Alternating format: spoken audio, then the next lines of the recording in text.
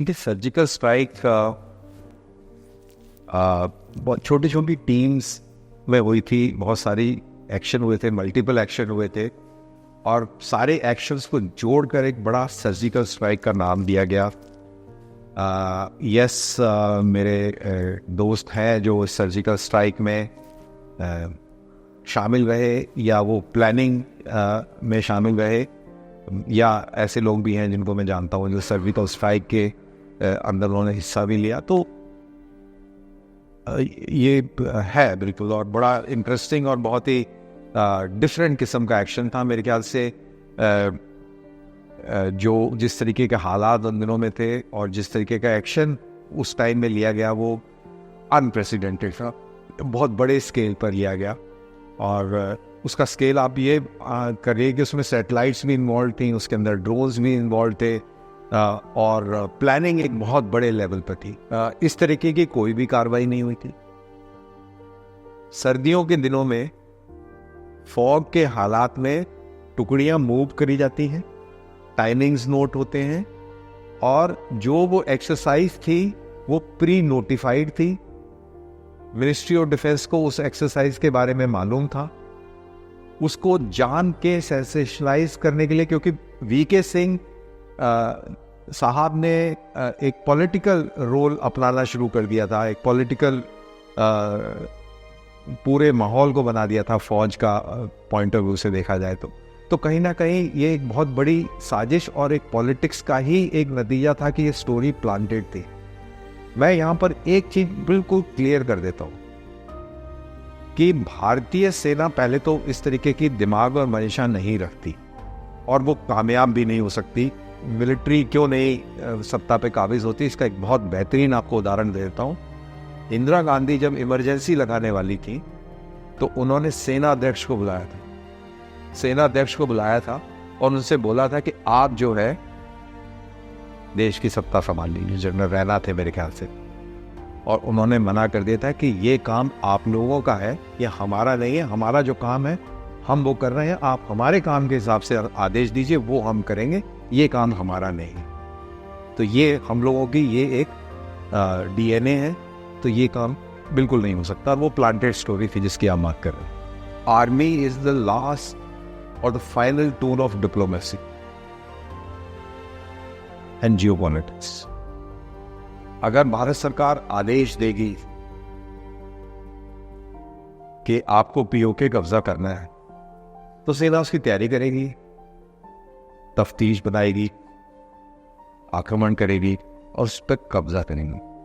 मेरे ख्याल से कमजोर होगा, क्योंकि ट्रंप की आइडियोलॉजी क्या है? ट्रंप अब्राहम अकॉर्ड लेके आया है। अब्राहम अकॉर्ड का मतलब है क्रिश्चियंस, जूस और इस्लाम के मानने वाले लोग इकट्ठे आके और इस पूरे इलाके में शांति बहाल करें। इस शांति को बहाल ना होने देने के पीछे इस्लामिस्ट ताकतें हैं। अक्टूबर 7 का जो वाकया आपने इजराइल के ऊपर देखा, या ईरान की तरफ से जिस तरीके से हमले होते हैं, ये वो इस्लामिस्ट ताकतें हैं जो इन तीनों फोर्सेस को इकट्ठा होने नहीं देना चाहते।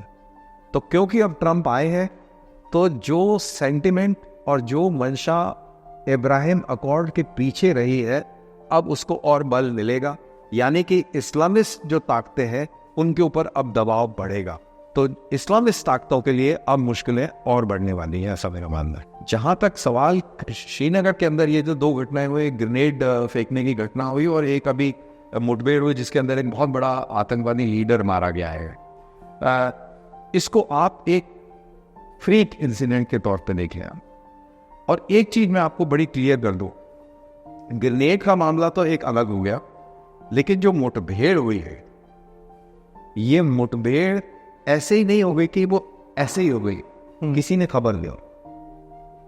कश्मीर घाटी के अंदर कोई भी मुठभेड़ बगैर खबर के नहीं होती। अंदाजे से मुठभेड़ गई हो, कोई ना कोई खबर जरूर देता है। 99% उसी के घर के, उसी के मोहल्ले के कोई ना कोई देते हो, और 100% वो कश्मीरी ही खबर देता है कि यहां पर ये छुपा है, इसको खत्म कर दो। इंपॉर्टेंट चीज आतंकवादी घटना नहीं है, इंपॉर्टेंट चीज है वहां से खबर तुरंत मिलना, और आपका जब ऑपरेशन हुआ तो आपके फौजियों के ऊपर पथराव का ना होना, और आतंकवादियों की जो जस्ते खाकी थी जब वहां से निकली तो उसके सपोर्ट में कोई नारे ना। और साथ ही में इसी आतंकवादी घटना जिसकी बात हो रही है, उससे कुछ दिन पहले एक कश्मीरी भारतीय सेना का जवान शहीद हुआ था। जब उसका जनाजा निकला तो उसके ताबूत पर हिंदुस्तान का झंडा था, और हजारों की तादाद में लोकल कश्मीरी उसके नमाज़े जनाजा में शामिल हुए। ये है अंडरलाइन, ये चेंज को दर्शाता है, ये फर्क। और श्रीनगर के बस स्टैंड से पार के नारे बसें के पार वाले मतलब कि लेके और उड़ी और कुपवाड़ा तक जाके वो बसें छोड़ के आती थी, और लोग ऐसे क्रॉस कर जाते थे। हजारों की तादाद में लोग गए, और वो जमाना वो था जब ये लोग 6-6 महीने की 3-3 महीने की ट्रेनिंग करके आए, तो ये कहते थे कि कोई भी पत्थर आप हटाएंगे उसके नीचे AK-47 मिल जाएंगे। इतना आतंकवादी था।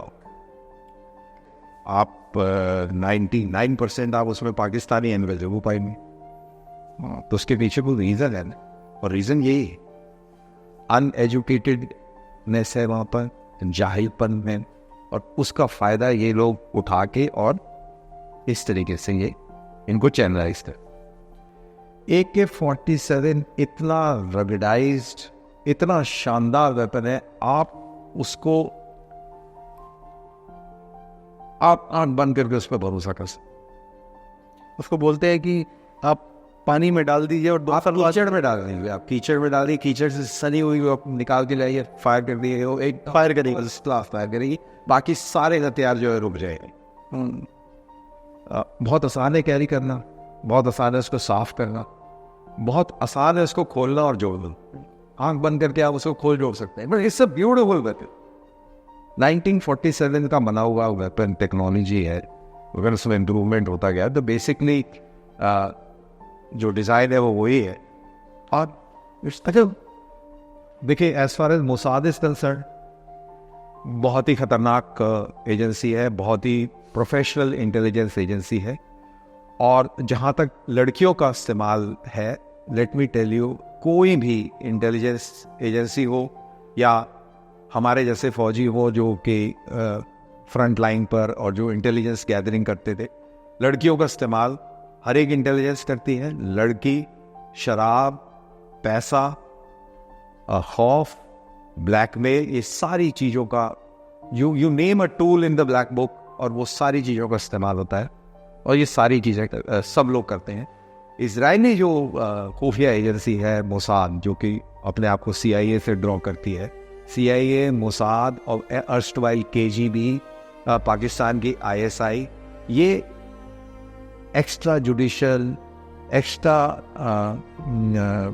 उस तरीके की किलिंग्स और उस तरीके में भी विश्वास रखते। और मेरी निजी चाहत ये है कि हम भी मोसाद की तरह बने, और हम भी ISI की तरह एक्शन करें। ये ISI का मैंने इसलिए जिक्र किया कि अगर आपको करीमा बलोच नाम की महिला के बारे में अगर ज्ञान हो, उसको कनाडा में मार दिया गया था, और उसकी खबर आई थी कि सवेरे उसका शव लेक में तैरता हुआ नजर आया। करीमा बलोच एक बलूच नेशनलिस्ट थी, उसको मरवाने वाले ISI वाले थे, लेकिन कोई हल्ला गुल्ला नहीं हुआ था। और अगर हम लोगों ने नहीं इन चीज़ों से सीखा है तो हमें सीखना चाहिए। और मैं ये चाहता हूँ कि हमारी जो एजेंसीज हैं वो पन्नू को टारगेट करें, जो भी देश विरोधी हैं उनको बिल्कुल टारगेट करें। This is very much fair in the game. क्या CIA ने ऐसा काम नहीं किया? क्या मोसाद, क्या MI9 ने ये काम नहीं किया? इसके आप इतिहास में जाइए। Khalistan is a Pakistani origin शब्द, इंडिया का शब्द नहीं है। पंजाब में कोई खालिस्तान नहीं, कोई ना चाहता है, ना कोई इसकी बात करता है, ना कोई इंटरेस्टेड है। बाय द वे, पंजाब के अंदर खालिस्तान नहीं है। खालिस्तान या तो लाहौर और रावलपिंडी में है, या वो आपको कनाडा में मिल जाएगा, या अमेरिका के किसी पॉकेट में मिल जाएगा, जिसके शहंशाह पन्नू है आज की तारीख में। तो हिंदुस्तान में वो नहीं है, और it is 100% Pakistani driven agenda.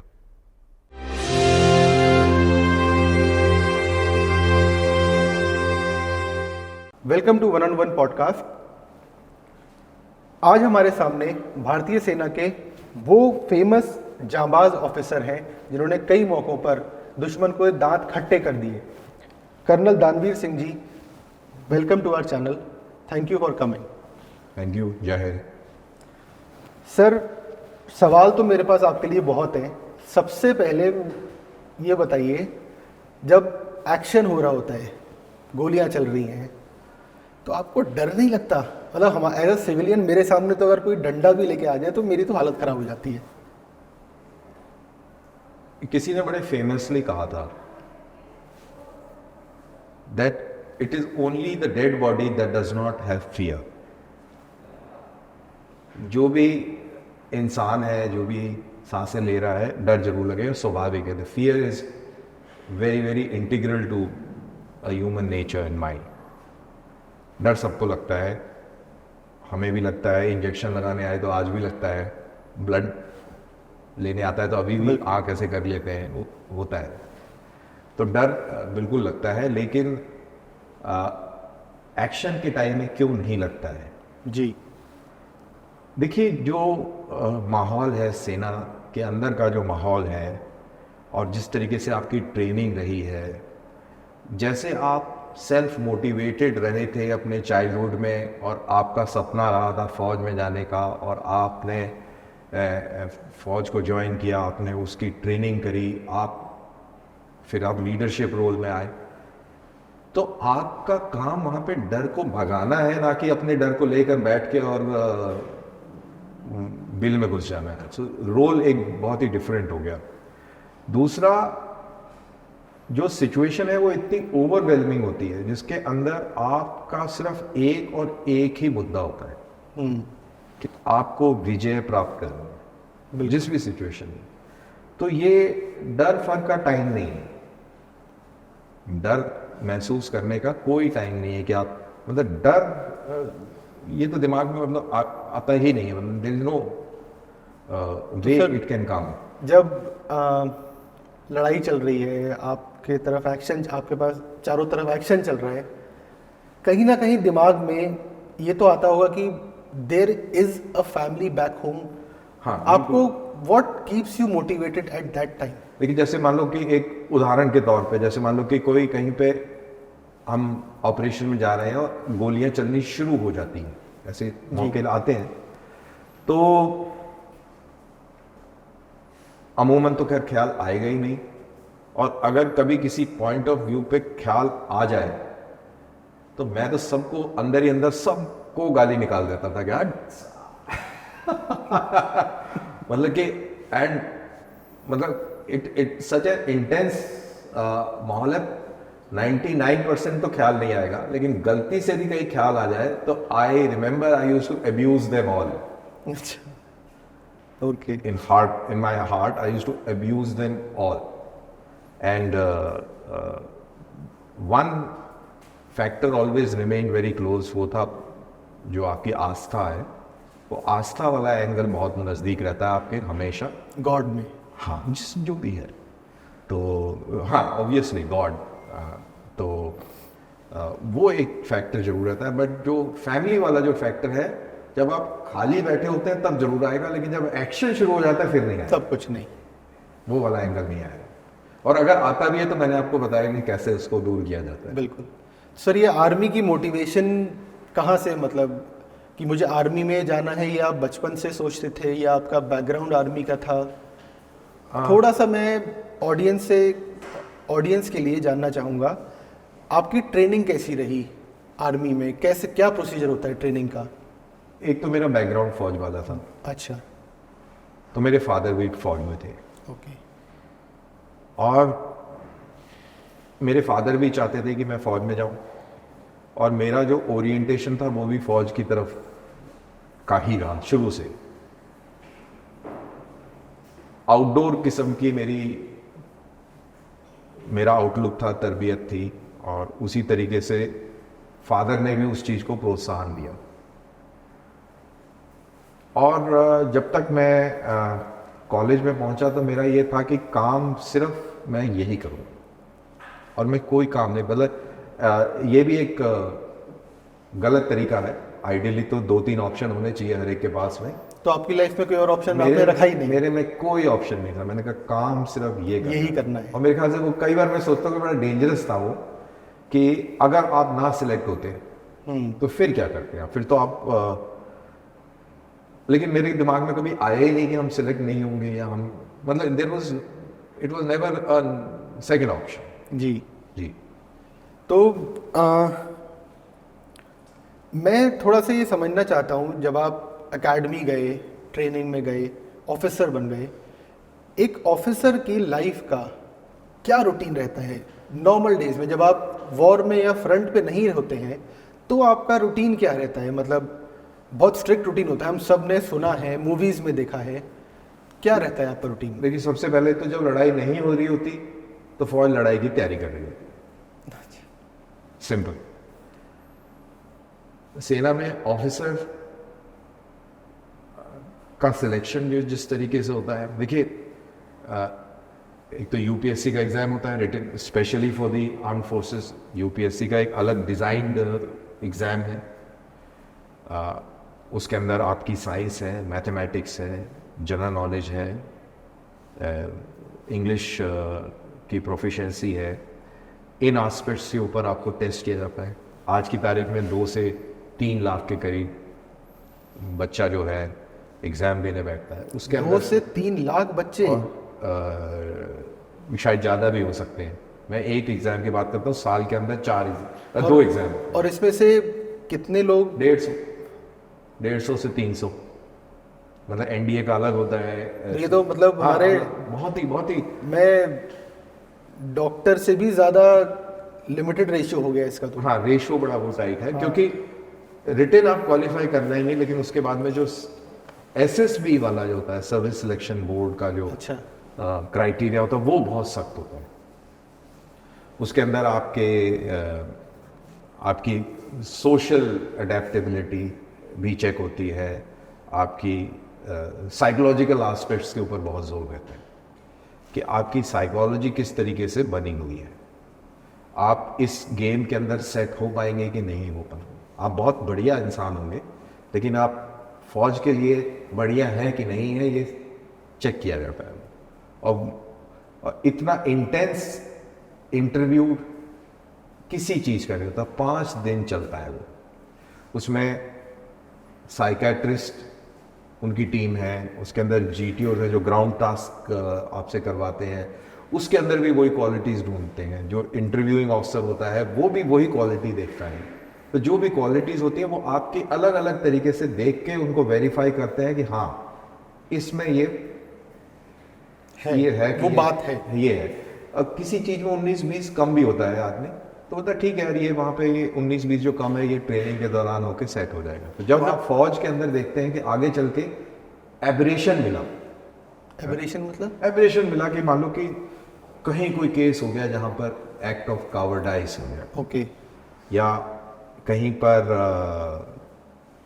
कोई करप्शन का केस हो गया, तो आपको हैरानी इस बात की होगी जब मैं ये कह रहा हूँ कि अगर आप उसकी साइकोलॉजिस्ट की रिपोर्ट में जाएंगे, जो उसने एंट्रेंस के टाइम पे और जाते हैं जब ऐसी चीज़ें होती हैं तो उनकी रिपोर्ट्स का एनालिसिस होता है जब, क्योंकि ये भी एक ऑनगोइंग प्रोसेस है। बाय द वे साइकेट्रिक जो साइकोलॉजी के जो टेस्ट होते हैं जी, ये भी डीआरडीओ और इन सब की द्वारा they keep on getting refined. तो उसके बैकग्राउंड चेक्स होते हैं, उसकी जो हर साल की एनुअल रिपोर्टिंग जो है, उसकी जो पेन पिक्चर बन रही है, और बहुत सारी जो असेसमेंट्स हैं उनकी सब स्टडी होती है कि यार इसने ये कैसे ये किया, और ये जब सिलेक्शन हुआ तो इसको किस क्राइटेरिया पे सिलेक्ट किया गया, क्या ये चीज आइडेंटिफाई हुई या नहीं हुई। ओ मतलब सिर्फ एंड फिजिकल फिटनेस नहीं, मेंटल फिटनेस इसीलिए इक्वली इंपॉर्टेंट। आर्मी ऑफिसर का फिजिकल टेस्ट नहीं होता भर्ती के टाइम। अच्छा, कभी आप जैसे रोड पे जाते हैं तो आपको देखते हैं कि वो लड़के दौड़ रहे होते हैं, हाँ। और आपने कई बार सुना होगा ये फौज में भर्ती हो रहे हैं तो जी उसकी तैयारी कर रहे हैं, दौड़ रहे हैं, भाग रहे हैं, और ये सब हो रहा है कि उसकी लंबाई ज़्यादा है कि नहीं। आर्मी ऑफिसर के लिए ना कोई लंबाई का क्राइटेरिया है, ना फिजिकली फिटनेस का कोई क्राइटेरिया। उसका क्राइटेरिया सिर्फ और सिर्फ इस बक्से के अंदर है। अच्छा, ये तो बिल्कुल भी नहीं पता था हमें। हाँ, तो जो इस बक्से के अंदर जो चीज़ें हैं वो उसके पैमाने जो उन्होंने निर्धारित किए हैं, वो जब उसमें सही बैठता है तब वो सेना में भर्ती होता है। पागलपन बहुत ज़रूरी है, पागलपन, जुनून, courage of conviction, truthfulness and ability to lead. आप में अगर ये होगी तभी आप फौज में काम कर सकते हैं। तो सर ये बताइए, जब आपकी ट्रेनिंग होती है उसमें ड्रॉप आउट्स क्यों होते हैं फिर? जो ऑफिसर्स की जो ट्रेनिंग होती है जी। उसमें ड्रॉप आउट बहुत बहुत कम होते हैं, अच्छा। और कई सारे केसेस में पेरेंटल प्रेशर बहुत हो जाता है, क्योंकि जब बच्चा रूटीन में बताता है कि ऐसे हुआ वैसे हुआ, तो माँ बाप का प्रेशर होता है, नहीं नहीं नहीं नहीं, छोड़ दे छोड़ दे छोड़ दे, एक वो भी प्रेशर होता है। और जैसा मैंने बोला कि 300 लड़के सिलेक्ट हुए, उसमें से जैसा मैंने बोला कि कुछ लोग होते हैं कि यार ठीक है ये ट्रेनिंग के दौरान 19-20 का, बिलीव यू मी, जो ड्रॉप आउट भी होता है, जो एक तो मेडिकल कारण से ड्रॉप आउट हो गया जी, वो तो एक अलग चीज, बिल्कुल। जो गिव अप कर देता है उसकी साइकोलॉजिस्ट की रिपोर्ट में होता है। आई रिमेम्बर मेरे फादर, क्योंकि एमएस ब्रांच में थे, लाइब्रेरी को देखते थे, एंड उनके पास में सारी रिपोर्ट्स हुआ करती थी। वो बताते थे कि वो जो सुसाइड भी अगर कोई कर लेता है तो उसकी साइकोलॉजिस्ट की रिपोर्ट में होता है कि इस आदमी की सुसाइडल टेंडेंसी है, कम है, ज़्यादा है, कम है, मैनेजेबल है, इम्प्रूव हो जाएगी। हर 5 साल के बाद कहते हैं कि साइकोलॉजी में थोड़ा बदलाव आता है। तो उस ग्रे एरिया को देखते हुए आदमी सिलेक्ट जरूर हो जाता है, लेकिन कई बार वो ग्रे एरिया स्ट्रेटन नहीं हुआ किसी किसी केस में। सो वो ड्रॉप आउट अगर होता है तो वो इन कारणों से होता है। जनरली वो जो साइकोलॉजिस्ट की रिपोर्ट है वो हमेशा एक्यूरेट होती है।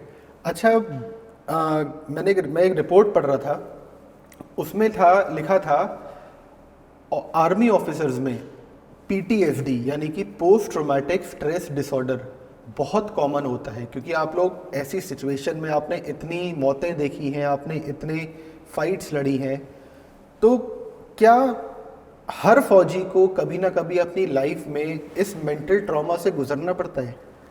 हाँ, और बाकी क्या का मेरे को बाकी मैं अपना बता देता हूँ। मैंने खूब एक्शन देखा है लाइफ में, और खूब बोले तो खूब, हाँ। और मैंने कई अपने साथी भी ऐसा हुआ है कि वो खोए हैं, शहीद? तो वहाँ पे कोई फीलिंग नहीं आती है, नो फीलिंग? नो फीलिंग, लेकिन उसका इम्पैक्ट होता है आपकी साइकोलॉजी पे। उसका इम्पैक्ट ये होता है कि जब हम वहाँ से जैसे छुट्टी वुट्टी आते थे या वो, तो आप क्रूअल्टी नहीं देख पाते, रोड पे एक्सीडेंट नहीं देख पाते, आज भी नहीं देख पाता हूँ, देख ही नहीं पाता। इसका क्या कोरिलेशन है मेरे को नहीं मालूम। तो ये मेरे को लगता है कि it is some kind of trauma, जो रह गया। कभी आपको ऐसा लगा कि किसी एक्शन के दौरान आपको ऐसा महसूस हुआ कि आज मेरा लास्ट डे है, या आज मैं गलत फंस गया हूं, या आज इस सिचुएशन से मैं बाहर शायद नहीं निकल पाऊंगा? गलत फंस गया वाला तो कभी सीन नहीं होता। देयर इज नो गलत फंस गया। गलत आप नहीं कभी फंसते, क्योंकि आप ही वो हैं, आप कैसे गलत फंस सकते हैं जी। और अगर आप किसी चीज में, सिचुएशन में घिर गए हैं, तो आपको इतनी ट्रेनिंग दी गई है कि आप उस सिचुएशन से निकल सकें, और आप निकल रहे हैं। ये आपके अंदर एक विश्वास होता है, और ये आपका एक मेटल होता है अंदर, और उसकी वजह से आप निकल भी जाते हैं। तो ये गलत फंस गए वाला सीन कभी नहीं होता है जी। जहां तक सिचुएशन ये बोले तो कि लाइफ एंड डेथ वाला काम है, तो ऐसा कई बार होता है, एंड कई बार होता है, और कई बार, और हर बार जैसे मतलब मैं जो मेरा लाइफ का first, everybody remembers that first experience. बिल्कुल। सो मेरा एक एक्सपीरियंस होता, मैं नया I was a very young boy when I got commissioned, you know, like anyone. I must be around 20-21. तो मैं उधर गया, मेरी पोस्टिंग लाइन ऑफ कंट्रोल पे हुई, तो मेरा मेरा बचपन जो था वो मैंने बड़ी कमांडो कॉमिक्स और ऐसे ये सब पढ़ पढ़ के, और बाप भी फौजी था तो अंग्रेजी पिक्चरें बहुत चला करती थी कैंटोनमेंट में, तो वॉर मूवीज बड़ी बड़ी देखी थी हमने, तो बड़ा दिमाग में तो थोड़ा वो वाला इम्प्रेशन। तो आई रियली वांटेड टू सी, बस किसी तरह ये भगवान आज गोली चल जाए टाइप ना, इस टाइप से रहता it was in your blood all the time. I wanted to see कि यार कैसे, और वो बड़ी शांत सी, कोई कुछ होते नहीं। मेरे को बोलते थे कि आज से 3 महीने पहले यहाँ पे फायर किया था। मैं कहा यार ये, हाँ तब जब लगा था ये क्या बेकार जगह है, कहाँ फंस गए यार यहाँ तो कुछ है ही नहीं। फिर उन दिनों में लेटर्स चला करते थे, चिट्ठियाँ। तो हम लोगों के लिफाफे भी लाल कलर के होते थे। अच्छा। अगर आप गूगल करेंगे फोर्सेस लेटर करके टाइप करेंगे तो रेड कलर का, जैसे आप पोस्ट ऑफिस से जाए ना, नीले कलर का वो इनलैंड लेटर होता है जी, हम लोगों का लाल कलर का होता है। अच्छा। हाँ, तो ऐसे दोस्तों के साथ में, कोर्समेट के साथ में, कोई लिख रहा है कि यार ये हुआ वो हुआ, तो मेरे को तो साला यहाँ कुछ हो ही नहीं रहा, हमारे यहाँ क्यों नहीं हो रहा। तो ऐसे करते करते तकरीबन 5-6 महीने निकल गए। तो उस दिन क्या हुआ कि कोई रीजंस डेवलप हो रहे थे, तो उस दिन पाकिस्तान की तरफ से फायरिंग शुरू हुई। I was very excited. जो मेरा बंकर था, मैं बहुत एक्साइटेड हो गया। मैं कहा wow today is the day यार, मजा आ गया एकदम। पहले मैं निकला एकदम टक टक टक टक, और चारों तरफ से और हमारी तरफ से भी फायरिंग शुरू हुई। तो मैं भी एक बंकर में घुस गया, वहाँ पे लाइट मशीन गन लगी हुई थी। तो and I was not the company commander, तो मेरे ऊपर ज़्यादा डिसीजन मेकिंग का कोई जिम्मेदारी नहीं। तो मैं अपने बंदे के साथ में घुस गया LNG के बंकर में, और मैंने भी फायरिंग शुरू कर दी। कुछ समझ में नहीं आ रहा कौन कहाँ कर रहा है, बस कर रहे हैं फायरिंग। तो क्या हुआ कि एकदम से पूरे बंकर के अंदर धूल धूल हो गई, और कान मेरा एकदम लेफ्ट वाला सुन ऐसे करके बैठा था, सॉरी राइट वाला एकदम सुन, झन होता ना जैसे दिवाली का फट जाए, सन्नाटा एकदम, धूल धूल धूल धूल एकदम। तो मुझे समझ में नहीं आया कि ये क्या हुआ। एंड देन आई रियलाइज कि a bullet has just passed by and hit the wall behind. And वो सीमेंट के बंकर थे। एंड जब मैंने वो उसमें देखा बाद में, स्टील कोर बुलेट था इतना बड़ा, एंड इट वॉज एम्बेडेड, और थोड़ा सा बाहर निकलता, हमने उसको निकाला। It was there with me for a long time. फिर पता नहीं कहीं मूवमेंट में कहीं ना कहीं गुम गया, या पता नहीं अभी कहीं पड़ा हुआ, कहीं बक्सों में कहीं। मेरे को गूज़बम्प्स हो गए। तो that was the first time that I saw, और मेरे मुंह से निकला ओ भी साले बच गए यार, तो मजा आ गया एकदम दोबारा से शुरू। that is how it happened, and so that was it. That is how it happened. So you must be loving weapons. आपको like any boy, अभी भी आप चले जाए, I guess you have got 2 sons, you know, Yeah. they always go, Diwali की होली की पिचकारी भी वो गन के शेप में लेंगे, राइट? बिल्कुल। हाँ, वो they boy toys. Pakistani army का कल्चर और इंडियन आर्मी कल्चर में क्या फर्क, मतलब कोई फर्क नहीं। But why are they being portrayed as very arrogant? हाँ, एरोगेंट नहीं है। Pakistani soldiers are very good soldiers, okay, but उनके अंदर जो रिलीजन का जो एंगल दिया जाता है, उसकी वजह से they look stupid. Okay. And अगर वो कोई एक्शन में हारते हैं, it is because of the stupidness of it. मैं आपको बताऊंगा कैसे। अदरवाइज उनका जो फौजी है वो जैसे हम लोग हैं वैसे वो है। वो भी उर्दू हिंदी में बात करता है, हम भी उर्दू हिंदी में बात करते हैं। जहाँ पे हमारी पोस्टें नज़दीक थी, हम तो एक दूसरे को साथी सूती बोल के और बात करा करते थे। आई रिमेंबर जब हमारी फ्लैग मीटिंग्स होती थी तो उनको बड़ा शौक होता था। बाय द वे, हम लोगों की धारणा अलग है, बट वहाँ के जो अदरवाइज वैसे बिंदास है वो लोग। उनका बड़ा होता था कि कल जैसे फ्लैग मीटिंग, साथी कि विस्की फलानी ले आना, फिर रम फलानी ले आना था। और उन दिनों में वो था फेमिना के बड़े शौकीन थे। फेमिना और कौन सी वो film fair, sorry not Femina, film fair के बड़े शौकीन थे। तो फिल्म फेयर की वो फिल्म फेयर ले आना और वो विस्की ले आना, सबसे अच्छी जो विस्की आपके यहाँ मिले वो ले आना, ऐसे करके। और क्योंकि एक्सचेंज ऑफ गिफ्ट्स होता था ना बॉर्डर जी, के ऊपर जी। जब लोग, हाँ, तो उनकी तरफ से अब यहाँ पे सिगरेट नहीं मिला करती थी अच्छी कहाँ, पाकिस्तान में? पहले इंडिया में। इंडिया में? अच्छा। तो हम लोगों की तरफ से होता था कि अच्छा आप रूह अफ़ज़ा का बड़ा, तब हमारे यहाँ रूह अफ़ज़ा जो भी था, लेकिन उनकी तरफ से फिर रूह अफ़ज़ा ले आना और वो ले आना, सिगरेट्स ले आना था। आई रिमेम्बर रॉथमैन्स सिगरेट, और भी थी, मतलब थी कैमल और ये सब, बेंसन एंड गेजेस, तो वो यहाँ पे नहीं मिलती थी उन दिनों में। तो वो उनकी तरफ से ये आता था, हमारी तरफ से ये आता था। They were very very nice people to talk to, और बड़े बेहतरीन होते थे। बट सिर्फ जो गाड़ी जो फंसती थी वो रिलीजन को लेके फंसती थी, क्योंकि उनको एक ऐसा मेक बिलीव कर लिया गया साइकोलॉजिकली, उनको इतना ब्रेन वॉश किया गया है कि अब बहुत सुपीरियर है, बहुत सुपीरियर है। एंड जब इस तरीके की सुपीरियरिटी कॉम्प्लेक्स आप में आ जाता है तो आपकी प्रैक्टिकलिटी खत्म हो जाती है। जी। और जब आप प्रैक्टिकलिटी आपकी खत्म हो जाती है तो लड़ाई में आप खड़े नहीं हो पाते। आप इनिशियल झटके में टक्कर जरूर मार सकते हैं, सिर से दीवार तोड़ने का प्रयास कर सकते हैं, उसमें सिर दीवार में मार सकते हैं, लेकिन घायल आपका सिर होगा इन लड़नों पे।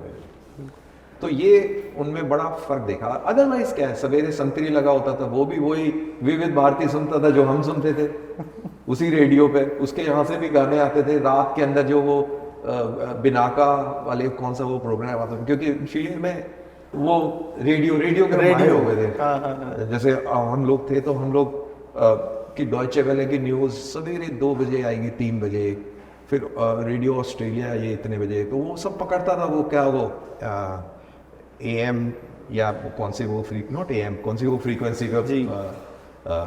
करके, एंड वो हमें पता रहता था कि सुई जब यहाँ पे होती तो इस पे इतने बजे आता है। रात में तो सोना तो होता ही नहीं। तो लाइकवाइज पाकिस्तानी भी, अब उनके जो संतरी थे वो सवेरे लता मंगेशकर के गाने किशोर कुमार के चल रहे हैं, शाम को चल रहे हैं, ये तो सिंपल। एक दूसरे से साथी ठंड बहुत लग रही है, बर्फ गिर रही है, और साथी और कैसे हो, घर में सब कह रहे थे, but no, this is how it used to B.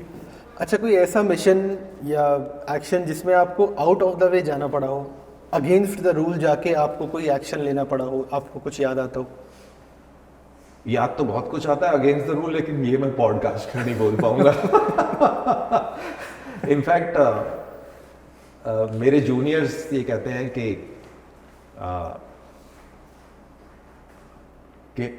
You use to act first and think later, think later. So now you can understand. अच्छा, पाकिस्तान को आतंक की फैक्ट्री बोला जाता है, कैसे? मतलब पाकिस्तान, आपने बोला पाकिस्तानी सोल्जर बिल्कुल ऐसे ही हैं, तो कैसे कि ऐसा क्या हो रहा है कि पाकिस्तान आतंक की फैक्ट्री बन गया? देखिए, पाकिस्तान, जैसा मैंने बोला कि मजहब को लेकर एक्सप्लॉयटेशन, कट्टरपंथी। वो कहते हैं कि उनका जो, उनको ये मेक बिलीव है कि सिर्फ एक ही किताब है जिसमें सच है, और इस किताब को आप क्वेश्चन नहीं कर सकते, इसके ऊपर सवाल नहीं खड़ा कर सकते, इसके ऊपर कोई डिस्कशन डिबेट नहीं है। इसमें यह लिखा है, इसका मतलब ये है, अगर इसका मतलब ये है तो आपको ये काम करना है, तो उसको आप मॉरली जस्टिफाई कर देते हैं कि आप जाए और काफिरों को मारें, और ये जस्टिफाइड है, ये इस किताब में लिखा है। और उसको समझने का भी जानता नहीं है वो, तो जैसा उसका ब्रेन वॉश किया गया उसी हिसाब से, तो उसमें जुनून पैदा हो जाता है, और जब जुनून पैदा हो जाता है तो फिर वो कुछ भी कर गुजरने को नहीं पड़ता है। और आप पूरी दुनिया में कहीं भी आतंकवादी घटनाएं देख लें, आप 99% आप उसमें पाकिस्तानी एंगल जरूर पाएंगे। तो उसके पीछे कोई रीज़न है ना, और रीज़न यही है, अनएजुकेटेडनेस है वहाँ पर, जाहिलपन है, और उसका फ़ायदा ये लोग उठा के और इस तरीके से ये इनको चैनलाइज करते हैं। LOC पे इतनी सेना होती है। बट एक चीज़ मैं आपको, मैं यहाँ पे सॉरी, नहीं, कोई मैं आपको, एक मेरा बहुत अच्छा दोस्त है वैली में, और वो अल बद्र का आतंकवादी था।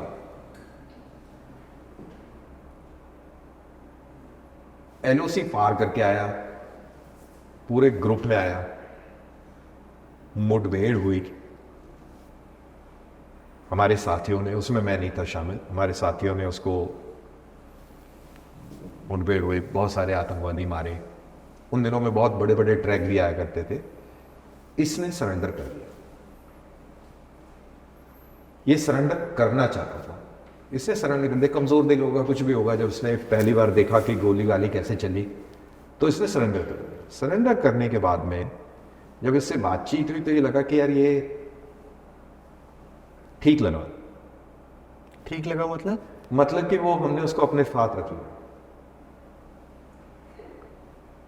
मतलब कि उसको हमने अपने साथ रख लिया, मतलब कि वो हमारे साथ फौज के साथ ही रहा वो लोग। और वो फौज के साथ मेरे ख्याल से कारगिल की लड़ाई तक रहा, 10 साल के करीब रहा वो, 10 साल के करीब वो हमारे साथ रहा। कैप्चर्ड वेपन दे दिया था उसको, हमारे साथ पेट्रोल में चलता था, सबसे आगे चलता था, लोकल इंटरप्रिटेशन भी करता था, खबर भी देता था, और उसकी वजह से बड़ा हमको एडवांटेज मिली। तो वो बताया करता था कि वहाँ पे कैसे ट्रेनिंग हुई, क्या था उसका जज्बात क्या थे जब उसने लाइन ऑफ कंट्रोल को क्रॉस किया, और उसके जज्बातों में बदलाव कब आया, और कब उसने सोचा कि मेरे को सरेंडर कर देना चाहिए। उसको वहाँ पर जब 88-89 में जब भी वहाँ पे इलेक्शंस रिग हुए थे, मुस्लिम यूनाइटेड फ्रंट की गवर्नमेंट बनना तय थी, तब फारूक अब्दुल्ला ने अपने राजीव गांधी को बोला कि ऐसा अगर हो गया तो कश्मीर पाकिस्तान के साथ इसका विलय हो जाएगा। बहुत ही राइट विंगर एसोसिएशन थी उनकी पूरी, और बाद में वो हुर्रियत कॉन्फ्रेंस बनी। तो पूरी वैली का जो इमोशन था वो मुस्लिम यूनाइटेड फ्रंट के साथ था। इन्होंने इलेक्शन रिग करके और फारूक अब्दुल्ला की सरकार बना दी, तो उसमें एक बहुत बड़ा डिसकंटेंटमेंट वैली के अंदर आया, और श्रीनगर के बस स्टैंड से पार पार के नारे वो बसें के पार पार वाले, मतलब कि लेके और उड़ी और कुपवाड़ा तक जाके वो बसें छोड़ के आती थी, और लोग ऐसे ही क्रॉस कर जाते थे। हजारों की तादाद में लोग गए, और वो जमाना वो था जब ये लोग 6-6 महीने की, 3-3 महीने की ट्रेनिंग करके आए, तो ये कहते थे कि कोई भी पत्थर आप हटाएंगे उसके नीचे AK-47 मिल जाएगी। इतना आतंकवादी था, इतना आतंकवादी था। तो ये लड़का उसी दौरान गया, लेकिन वहां पर वो 2-3 साल रह गया, और इस दौरान उसको ये फीड किया गया कि मस्जिदों में कश्मीर में नमाज नहीं होती है, और अब लोगों को सूअर का मीट खिलाया जाता है, उनको मुसलमानों से हिंदू बनाया जा रहा है, और उनका ये, क्योंकि इंटरनेट था नहीं, तो आप झूठ बड़े आसानी से बोल सकते थे, प्रोपेगेंडा। तो कह रहा था कि जब मैंने लाइन ऑफ कंट्रोल को क्रॉस किया तो मेरे में यही जज्बा था कि मेरे छाती पे मोटर का बम लग जाए, मैं शहीद हो जाऊं, मैं जन्नत चले जाऊं, और मैं अपने कश्मीर के लिए कुछ भी कर सकने को तैयार था। मैं बहुत ही मतलब फिदाइन टाइप हो गया था।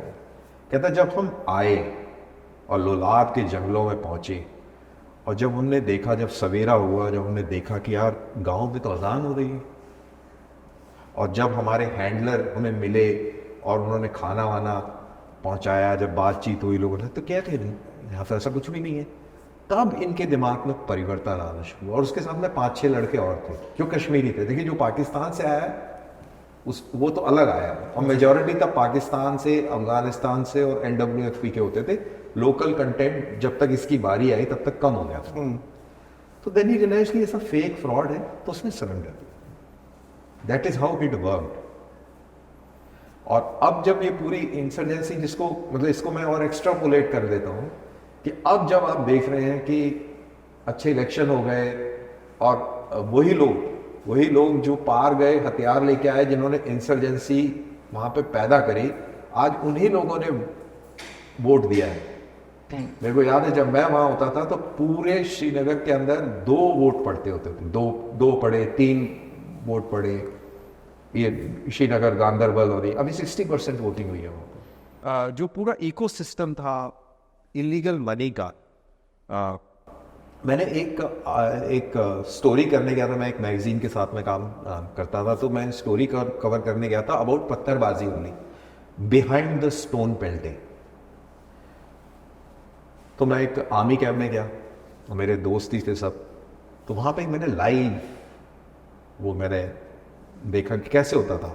फ्राइडे को मस्जिद से ऐलान, ऐलान के बाद में वहाँ पे लोग इकट्ठे हो रहे हैं और ये जो वैन होती, सफ़ेद कलर की वैन नहीं होती, मारुति वैन, जी। तो इस तरीके की वैन आई हुई है, पीछे खड़ी हुई लॉजिस्टिक्स के साथ में, उसमें कोका कोला और थिंग्स लाइक दैट, और यू नो, तो वो सब बच्चे इकट्ठे हो रहे हैं, आर्मी कैंप के पास जा रहे हैं, खूब पथराव हो रहा है 1-1.5 घंटे का, सीसीटीवी कैमरे भी लगे हुए हैं, यू कैन आइडेंटिफाई पीपल की कौन कौन है। तो फौजी ये बोल रहे हैं कि बस ये सर 1 घंटा चलेगा, उसके बाद गो अवे। तो 1 घंटा पत्थर किया। हम एक लेवल, जो श्रीनगर के जो फुटेज हम देखते हैं ना, जो जनरली की बहुत ज़बरदस्त हो रहा है, वो एक अलग है। जो नॉर्मल, जो बाकी जगह पथरा हो रहा है, वहाँ पे बस 1 घंटा वो रिचुअल किया, उसके बाद गए, वहाँ से 500 रुपये लिए, अपना कोका कोला पिया और निकल गए। हो गया। तो जब ये 370 हटा है, हवाला से पैसा आना बंद हुआ है और इंटरनेट के ऊपर नकेल कसी गई है, फिल्टरिंग हुई है, और पाकिस्तान ने इसमें बहुत मदद करी है। उनकी तरफ से जितने वीडियोस आए हैं बलूचिस्तान के, NWFP के, आपके गिलगिट बल्तिस्तान के, उन्होंने बहुत जादू किया है। उनका जो प्रोपेगेंडा था वो बस्ट हो गया कि देखो ये अपने लोगों के लिए, मुस्लिम भाइयों के लिए, ये देखो इनका क्या रवैया है, और पैसे मिलना बंद हो गए। आर्टिकल 370 से वो सारा तंत्र ध्वस्त हो गया। सारे जो हुर्रियत लीडर थे, जो बरगलाते थे, वो सारे जेल में चले गए। एंड लोगों को समझ आ गया, उनके हुर्रियत लीडर्स एक्सपोज हो गए, सब कुछ समझ में आ गया। जब लोगों को समझ में आ गया, उन्होंने इंसर्जेंसी को लात मार ब्लॉक कर दिया। और आज वो डेमोक्रेसी के साथ खड़े हुए। They are very very patriotic, I must admit that. देखिए, आतंकवादी घटना अगर मैं कहूँ तो मेजरली ख़त्म हो गई हैं। बहुत ही कम माइन्यूट परसेंटेज है, वो हमेशा रहेगी। मैं इसको आतंकवादी घटना ना बोल के मैं उनको क्रिमिनल एक्टिविटीज़ अगर बोलूँ तो ज़्यादा बेटर रहेगा। They are more of criminal activities than आतंकवादी घटना, क्योंकि अब वो वैली के अंदर सेपरेटिज्म वाला सेंटिमेंट नहीं है। देखिए, जो आपके राशिद इंजीनियर थे, उनकी पूरी पार्टी हार गई ना, जो कि एक एक्सट्रीम लाइन ले रही थी। वो क्यों हार गई? इतना fair and free election Kashmir के अंदर हुआ है, एंड वो हार गई। दैट मीन्स वो सेंटिमेंट उस तरफ नहीं है। पीपल हैव रियलाइज्ड कि रियलिटी, ये जो हमें दिखाई गई, हमारी 3 जनरेशन्स बर्बाद हुई हैं। आप ये देखिए, कोई भी IAS का रिजल्ट उठा के देख लीजिए, मेडिकल एग्जाम का रिजल्ट, इंजीनियरिंग का रिजल्ट देख लीजिए, कश्मीरी बच्चे बहुत अव्वल कर रहे हैं। They are very sharp brainy people. उनको लग रहा है कि हमारे साथ में नाइंसाफी हो गई है, और ये चीज समझ में आ गई उन लोगों को। देखो, ये जो आतंकवादी घटना है, देखो जम्मू के अंदर जियोग्राफी का बड़ा अहम रोल है। You understand the geography of Jammu.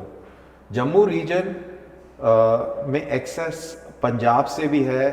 आप जम्मू रीजन के अंदर आप नेपाल से भी आ सकते हैं, बाय रोड, बाय ट्रेन। आप बांग्लादेश से इन्फिल्ट्रेट करके आ सकते हैं। आप गुजरात, राजस्थान के बॉर्डर के थ्रू आ सकते हैं, पंजाब के बॉर्डर के थ्रू आ सकते हैं, और आप बड़ी आसानी से जम्मू, कठुआ, राजौरी, पुंछ, इन इलाकों से आ सकते हैं। बहुत आसानी से आ सकते हैं, एक्सेस बहुत आसान है। और वहाँ की जो डेमोग्राफिक जो बनावट है, वो नॉर्मल नॉर्थ इंडियन से मैच करती है।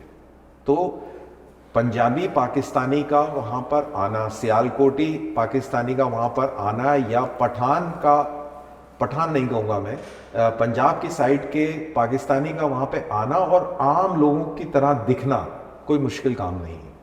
जबकि आप वैली के अंदर अगर जाएंगे तो उनकी शक्ल, सूरत, उनके बॉडी बनावट और वो अलग है। और जो north India, when I say north India, it includes right up to say Peshawar, ये पूरा जो नॉर्थ इंडियन रीजन है, इसकी बनावट और डील डॉल और ये सब कुछ अलग है। तो वो एकदम से हाईलाइट हो जाते हैं। तो वहाँ पर उनको छुपना पड़ेगा। यहाँ पर आम लोगों के साथ घूमते रहेंगे, आपको पता नहीं लगेगा। भाषा भी एक सी है, देखने में भी एक से हैं। तो एक इस चीज़ का बहुत फ़ायदा जम्मू के रीजन में, और जंगल बहुत है, तो उसका फ़ायदा उठाया। दूसरा इसका फ़ायदा बहुत उठाया गया ये चाइना के साथ में जो हमारा इशू हुआ। यहाँ पर बहुत सारी फ़ौजें थी। जब चाइना ने बॉर्डर्स के ऊपर टेंशन बढ़ाया, तो जम्मू, राजौरी, पुंछ रीजन से फौजों को निकाल कर और उधर बॉर्डर पे लेके जाएगा। तो ये एक वैक्यूम बन गया, इसका फ़ायदा पाकिस्तान ने उठाया। तो इस वजह से आप यहाँ पे देख रहे हैं कि घटनाएं बढ़ी थी अब लेकिन कंट्रोल में। जहाँ तक सवाल श्रीनगर के अंदर ये जो 2 घटनाएं हुई, ग्रेनेड फेंकने की घटना हुई और एक अभी मुठभेड़ हुई जिसके अंदर एक बहुत बड़ा आतंकवादी लीडर मारा गया है, इसको आप एक फ्रीक इंसिडेंट के तौर पे देख लें आप। और एक चीज मैं आपको बड़ी क्लियर कर दूं, ग्रेनेड का मामला तो एक अलग हो गया, लेकिन जो मुठभेड़ हुई है, ये मुठभेड़ ऐसे ही नहीं हो गई कि वो ऐसे ही हो गई, किसी ने खबर दी। कश्मीर घाटी के अंदर कोई भी मुठभेड़ बगैर खबर के नहीं होती, अंदाजे से मुठभेड़ नहीं होती, कोई ना कोई खबर जरूर देता है। 99% उसी के घर के, उसी के मोहल्ले के कोई ना कोई देता है, और 100% वो कश्मीरी ही खबर देता है कि यहां पर ये छुपा है, इसको खत्म कर दो। और अब जब इंपॉर्टेंट चीज आतंकवादी घटना नहीं है, इंपॉर्टेंट चीज है वहां से खबर तुरंत मिलना, और आपका जब ऑपरेशन हुआ तो आपके फौजियों के ऊपर पथराव का ना होना, और आतंकवादियों की जो जस्ते खाकी थी जब वहां से निकली तो उसके सपोर्ट में कोई नारे ना लगा। और साथ ही में इसी आतंकवादी घटना जिसकी बात हो रही है, उससे कुछ दिन पहले एक कश्मीरी भारतीय सेना का जवान शहीद हुआ था। जब उसका जनाजा निकला तो उसके ताबूत पर हिंदुस्तान का झंडा था, और हजारों की तादाद में लोकल कश्मीरी उसके नमाजे जनाजा में शामिल हुए। ये है अंडरलाइन, ये चेंज को दर्शाता है, ये फर्क है। अच्छा सर, ये बलूचिस्तान की प्रॉब्लम अब क्या है? देखिए, बलूचिस्तान के जो लोग हैं वो अपने आप को नहीं मानते, पाकिस्तान के साथ में नहीं मानते। Pakistan is basically Punjabi dominated जी। और पाकिस्तान ने जो किया है वो ये किया है कि उसने सब रीजनल नेशनलिज्म को दबाकर और अपना एक नेशनलिज्म थोपा गया है। कौन सा नेशनलिज्म थोपा गया है?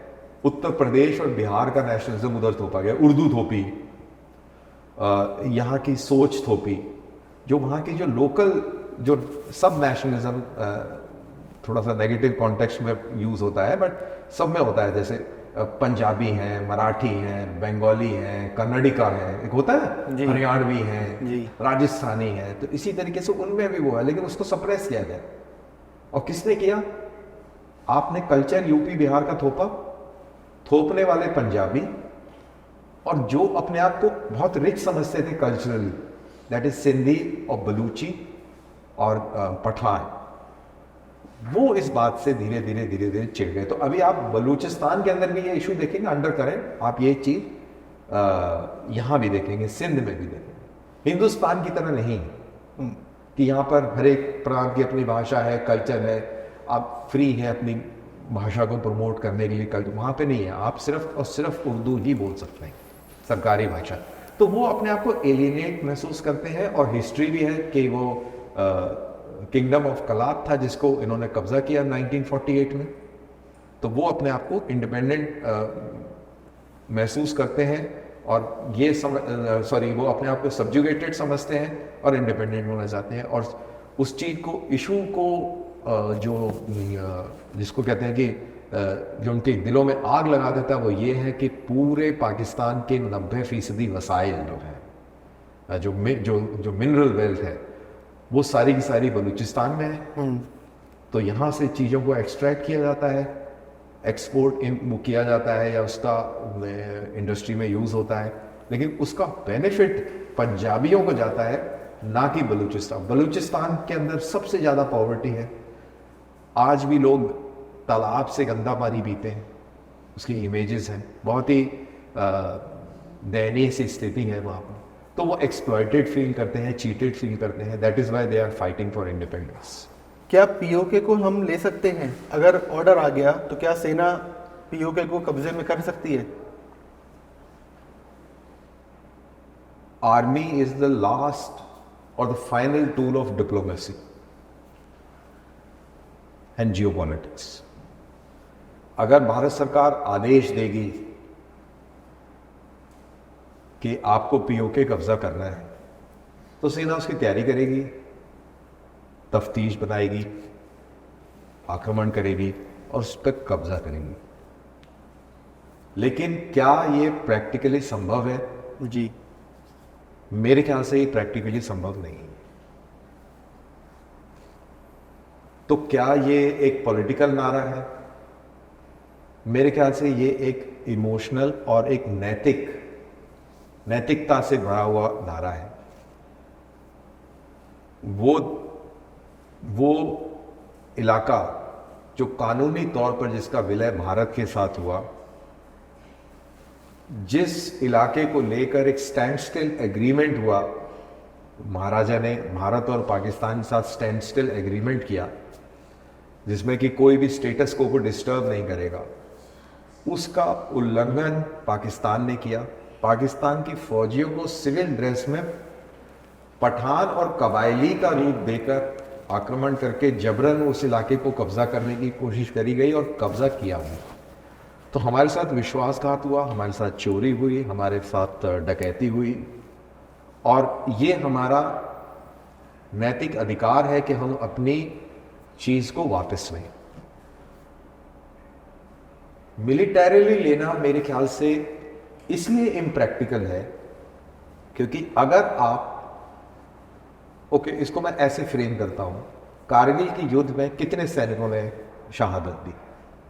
तकरीबन 500 के आसपास। कितना खर्चा हुआ होगा ये आप अंदाजा लगा लीजिए, मुझे याद नहीं है, अगर आप गूगल करेंगे करोड़ों करोड़ों अरबों रुपए का खर्चा हुआ होगा। बिल्कुल। और कितनी पहाड़ियां होंगी? वो चंद पहाड़ियां, चंद। कितना टाइम लगा? 2-3 महीने लगे। हम बात कर रहे हैं गिलगिट बल्तिस्तान और मुजफ्फराबाद और ये पूरे इलाके की, इसका कितना स्क्वायर किलोमीटर बना, उसको आप इस कारगिल की लड़ाई के हिसाब से अंदाजा लगा के इसके मैथमेटिक्स और इसके आंकड़े आप खुद डेवलप कर लीजिए, तो आपको पता लगेगा कि इसके अंदर नेशनल एफर्ट कितना लग जाए इस चीज को करने के लिए, और इसको पाने के लिए आप कितना खोएंगे। क्या आपने अंदाजा लगाया कि इंडियन इकोनॉमी, जो हम कहते हैं कि हम 2050 तक हम विकसित देश बनेंगे और हम 3rd लार्जेस्ट इकोनॉमी बनेंगे, तो क्या ये सपना पूरा होगा?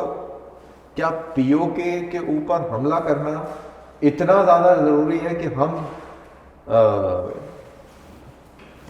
जो है उससे भी हम 10 गुना नीचे चले जाए? बिल्कुल। तो you will get the answer. But जैसा मैंने कहा कि ये हमारा मॉरल अधिकार है, और मॉरल, लीगल, सब कुछ पॉलिटिकल, बिल्कुल। और ऐसा होगा। और ये किसी नेता नहीं बोला था, मेरे को शायद याद नहीं आ रहा है, प्रोबेबली शायद राजनाथ सिंह ने बोला था मेरे ख्याल से, कि पीओके के लोग ही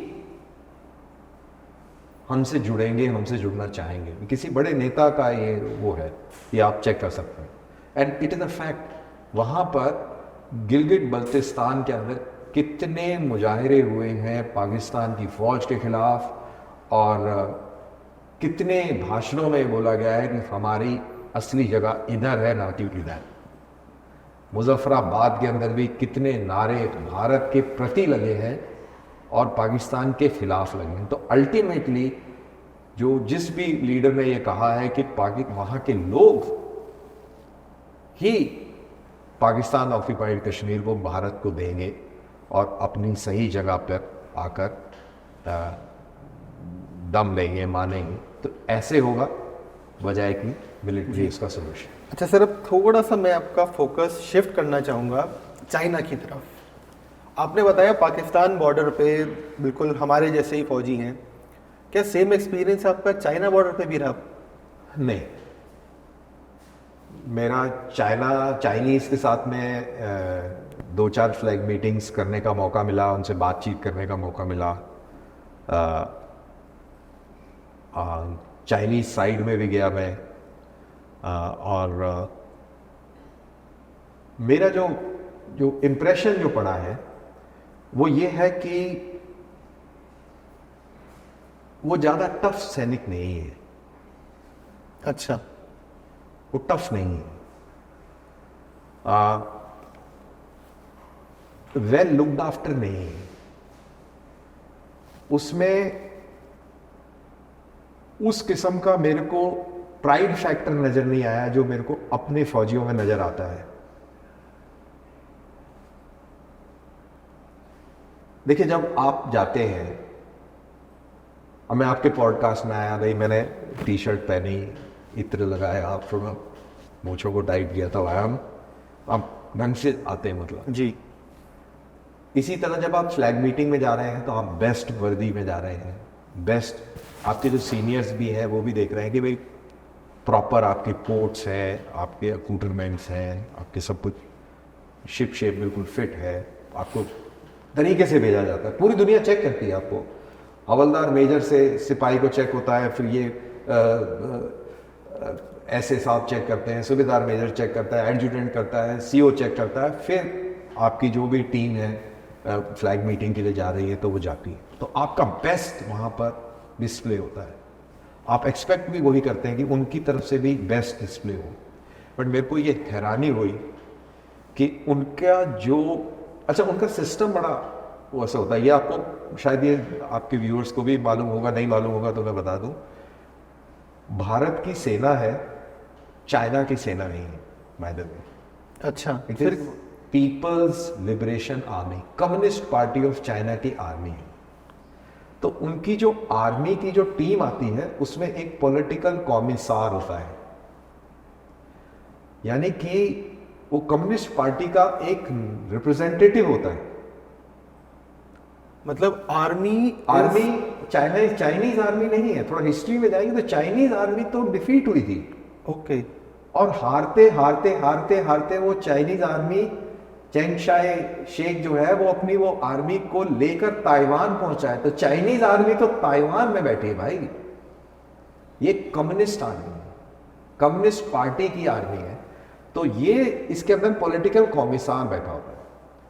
अब आम आदमी को नहीं पता लगेगा पॉलिटिकल कॉमिसार कौन सा है, सेम वर्दी होगी, उसके भी रैंक लगी होगी, लेकिन जो फौजी बॉडी लैंग्वेज है ना वो हम लोग पकड़ लेते हैं। तो हम लोग आइडेंटिफाई कर लेते थे कि ये है पॉलिटिकल कॉमिसार।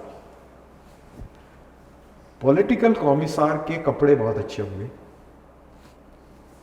जो उसमें आपका इंटरप्रेटर होगा वो वेल ड्रेस्ड वगैरह होगा, जो उनके जो जवान होंगे वो वेल ड्रेस्ड, वेल क्लोथ नहीं होंगे। कोट के नीचे प्राइवेट शर्ट दिख रही है ना, वर्दी के नीचे वो शाबी लुक होगा। और जो उसका जो क्वालिटी ऑफ विंटर क्लोथिंग है वो आपको समझ में आ जाएगा। वो लेह के कबाड़ी बाजार में आपको वो जैकेट मिल जाएगी, लेह में वो कबाड़ी बाजार में आपको वहाँ के जूते मिल जाएंगे जो वो लोग पहनते जो लोग हैं, वहाँ पे पहनते हैं। और वो हम लोग भी वो लेके और अपने पोर्टर्स को दे देते थे, पोर्टर्स जो आपका सामान ढोते थे। ओके, हाँ, वहाँ से आता था वहाँ में, तो वो तो, और मैं भी लेके आता, मैंने अभी कुछ ही दिन पहले मैंने उनको डिस्कार्ड किया, कुछ ही साल पहले। तो मेरे पास में वो जूते थे बिल्कुल थर्ड क्लास, उनमें आपकी वो शिमला की ठंड भी पूरी तरह से ना जाए, इस तरीके के कपड़े वो पहन गए।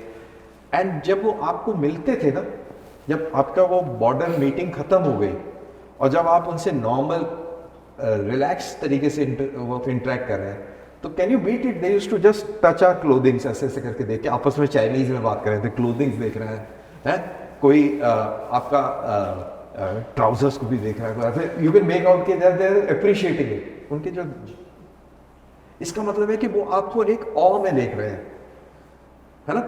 और इस तरीके का बिहेवियर जब आपके सामने कर रहे हैं, यानी कि वो आपकी उसमें वो वाला सेल्फ प्राइड और वो वाला एंगल नहीं है। मेरा कपड़ा अगर फटा भी होगा मैं ऐसे नहीं करूंगा, दूसरे दुश्मन देश की सेना के सामने मैं इस तरीके का बिहेवियर कतई नहीं करूंगा। My chin and chest will be up, बिल्कुल, I will never do that. तो इस तरीके का बिहेवियर जो हमने चेक किया है, उनका देखा है, उससे पता लगता है कि उनमें वो जज्बा नहीं है। जज्बा हम लोगों में। मैंने आपको बताया कि हम लोग किस तरीके से तैयारी से जाना और किस तरह, और जब इनके साथ में आर्ग्यूमेंट भी हो गया या धक्का मुक्की भी हो गई तो ये बड़ी जल्दी पीटर आउट कर जाते थे। अच्छा सर, धक्का मुक्की से एक बात याद आई, अक्सर ये न्यूज़ आती है कि हिंदुस्तानी सेना की चाइनीज सेना के साथ गुत्थम गुत्था हो गई। हम ये बहुत कम सुनते हैं कि बॉर्डर पे चाइना की तरफ से गोलीबारी हुई, जबकि पाकिस्तान की तरफ उल्टा है, वहाँ पे गोलीबारी सुनाई देती है। यहाँ पर अक्सर कॉम्बैट जो होता है वो फिजिकल ज़्यादा रहता है गोली चलने के मुकाबले, तो इसका क्या कारण है? देखिए, एक तो हमारे यहाँ पे जो भी इसका जो रीज़न है, एक तो हिस्टोरिकल है, इस तरीके की हमारी एनिमोसिटी नहीं है। अच्छा, हमारे इस तरीके की एनिमोसिटी आपस में नहीं है। Let's understand that. जो जज्बाती दुश्मनी है वो चाइनीज के साथ नहीं। जज्बाती दुश्मनी हमारी पाकिस्तानियों के साथ है, हिस्टोरिकल रीजन है। दूसरी चीज, पाकिस्तानियों के साथ लाइन ऑफ कंट्रोल और बॉर्डर डिफाइंड है, बिल्कुल क्लियर है कि इसके आगे आए तो गोली मार देंगे। यहां पे ऐसा नहीं, एम्बिग्यूटी बहुत ज्यादा है। तीसरा, दोनों मुल्कों के बीच में जो बॉर्डर फैक्ट्स हुए थे, उन फैक्ट्स के तहत आप हथियार लेकर भी पेट्रोलिंग नहीं कर सकते।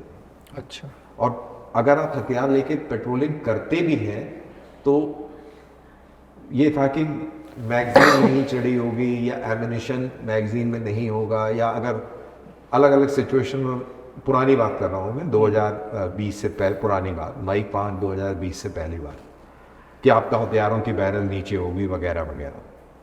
तो इसलिए क्योंकि आप उसका इस्तेमाल नहीं कर सकते, आपकी गुत्थम गुत्थ, आप वायलेशन में हैं, एक दूसरे के सामने आ गए, तो आप अपनी पोजीशन को कैसे जाहिर करेंगे? धक्का मार के करेंगे, धक्का मुक्की करके। धक्के से ज्यादा आगे जाएगा तो पत्थर चलेगा। तो इस तरीके से वो आपको, और क्योंकि मोबाइल आ गया, हर एक के हाथ में कैमरा हो गया, तो उसकी वीडियो बनने लगे, वो सर्कुलेट हो गई, तो वो सर्कुलेट हो गए, तो वो पता नहीं है। लेकिन अब जो स्थितियां बन रही हैं, अब आपको ये देखने को नहीं मिलेगी। अच्छा, भारत ने ड्रैगन चाइना के साथ समझौता तो कर लिया, क्या उस पर हम ट्रस्ट कर सकते हैं? मेरे ख्याल से करना नहीं चाहिए, नहीं करना चाहिए, और मेरे ख्याल से करेंगे भी नहीं। अच्छा,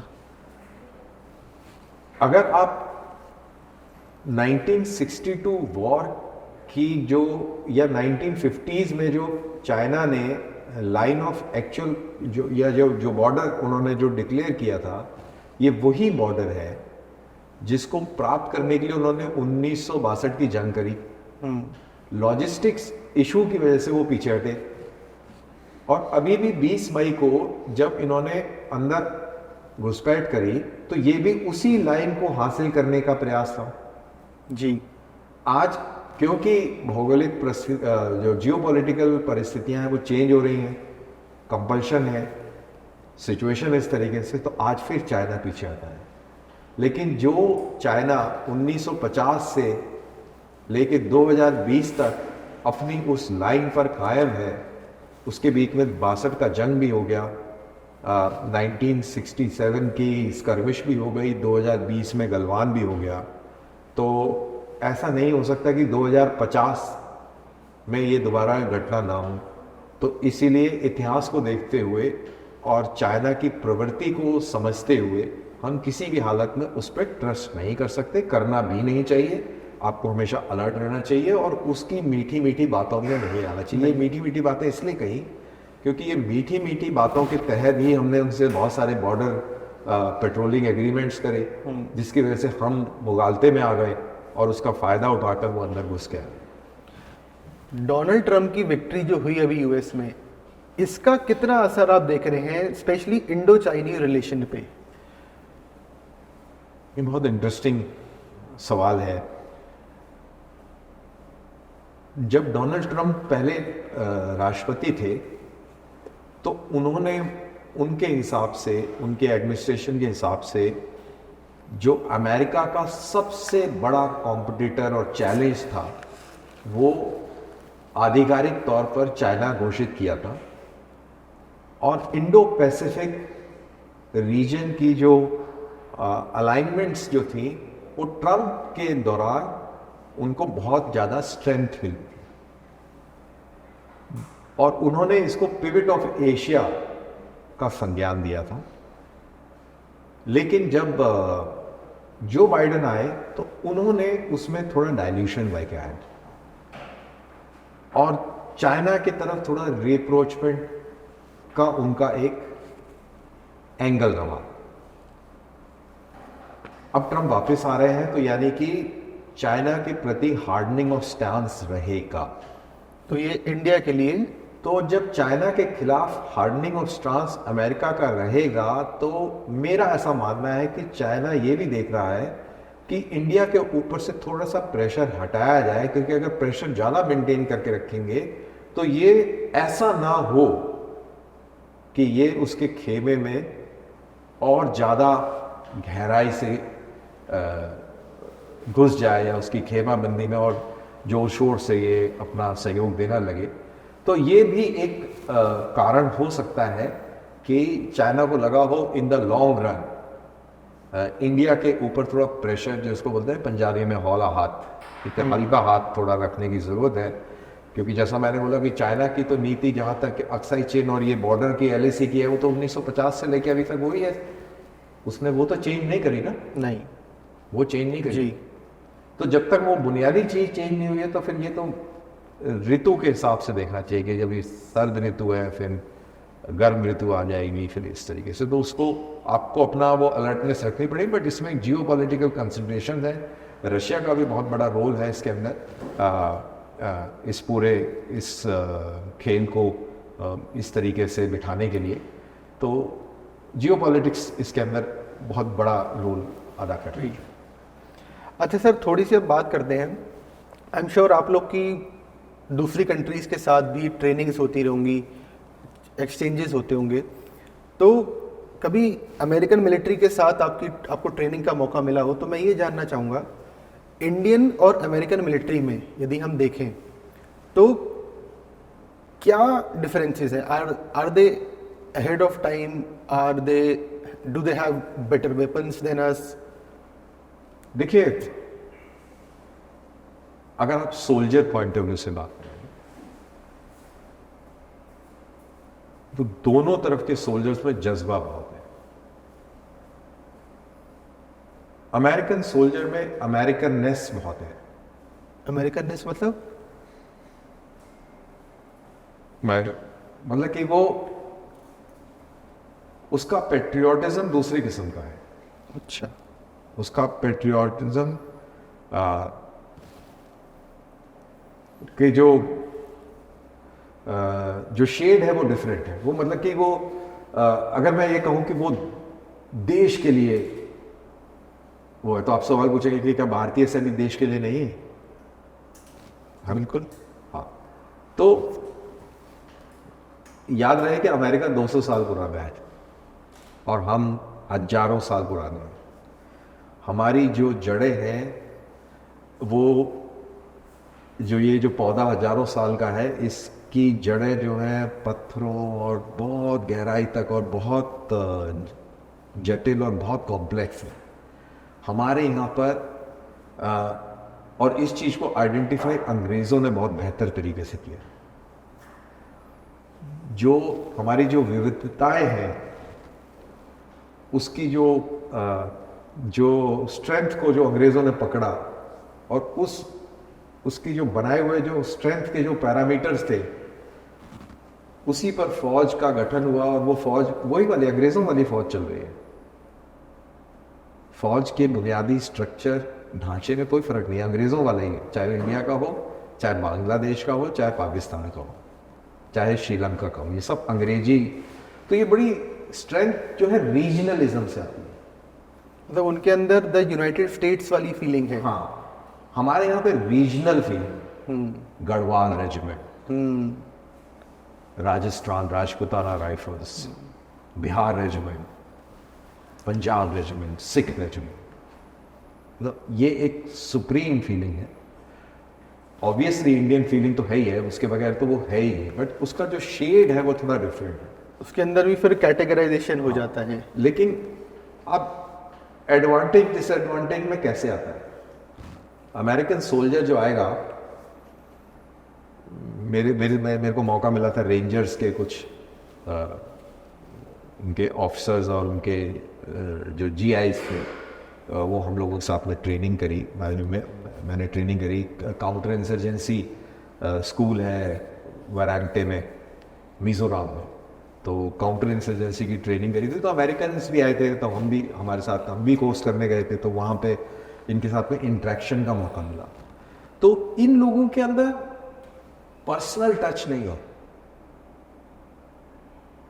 मतलब ये कि कोई वॉशिंगटन से आया है, दूसरा लॉस एंजलिस से आया है, फिर कैलिफोर्निया से आया है, कोई टेक्सास से आया है, कोई डकोटा से आया है, कोई मिसिसिपी से आया है।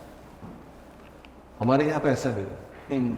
हमारे यहाँ पे ये है कि जैसे मैं सिखलाई का हूँ, तो सूबेदार या प्लाटून कमांडर अमृतसर का है, फलाने गांव का है, उसकी प्लाटून में 3 जवान उसके इलाके के 10 गांव छोड़कर है। दूसरी कंपनी में उसके चाचे का लड़का है, तीसरी कंपनी में मासड़ जी का है, रिश्तेदारियां हैं, ये है वो है। एक पूरा का पूरा एक इंट्रिकेट एक पिरामिड बना हुआ है। यहां पर मैं कोई गलत काम करता हूं तो गांव में खबर जाती है कि फलाने के लड़का जो था उसने वो ये काम किया।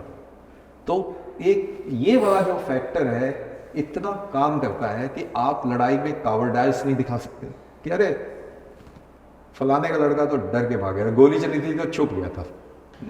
आप समझ रहे कितना बड़ा प्रेशर है।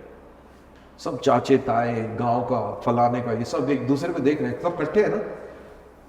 तो एक तो वो प्रेशर है, दूसरा आपको अपने इलाके का इतना ज़्यादा है कि यार वही मोटिवेशन है, वही जोश है। चाहे उसको आप कास्ट पॉइंट ऑफ व्यू से देख लें, चाहे आप उसको रिलीजन पॉइंट ऑफ व्यू से, तो आप जैसे देखना चाहे देख लें। बट ये जो फैक्टर है ये आपको लड़ाई जिताता है।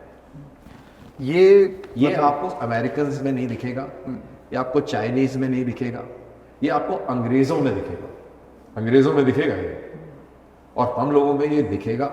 और हम लोगों का ये बड़ा स्ट्रॉन्ग मानना है कि कई बार ऐसी बात हुई कि इनफैक्ट जब इंडिया आज़ाद हुआ था तो जनरल करियप्पा का ये था कि पूरी फौज को नेशनलाइज कर दिया, मतलब ऑल कास्ट ऑल कॉम्पोजिशन वाले कैटेगरी में डाल दिया है।